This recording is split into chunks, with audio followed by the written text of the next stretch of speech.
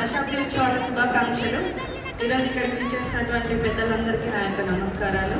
ఉద్యమ సమయంలో మేమందరం చాలా కష్టపడి పనిచేసాము. తిమిగల రంగులు కావచ్చు, రాజుగౌడ అంకులు కావచ్చు, పాల్గొంచులో ఏదైనా ఒక కార్యక్రమం చేయాలి అంటే రాజుగౌడ అంకులు ముందుకొచ్చి చేశారు. అదేవిధంగా సకల జిల్లా సమ్మెలో 42 రోజులు టెంట్ కింద మేము కుటుంబం మొత్తం ఉన్నాము. ఆ కుటుంబం మొత్తం ఉంటే ఆ రోజు పోలీసులు వచ్చి మా అమ్మని బెదిరించడం జరిగింది. మీ జాబ్ పోతే ఎట్లా, మీ పిల్లల్ని ఎట్లా సాగుకుంటారని. అయినా ఏంటో తెలంగాణ కోసం మా జాబ్ అయినా మేము ప్రైవేట్ స్కూల్లో పని చేసుకొని నేను బతుకుతా, లేదంటే ఏదో ఒక పనికి వెళ్ళి మేము బతుకుతామని చెప్పేసి చెప్పడం జరిగింది.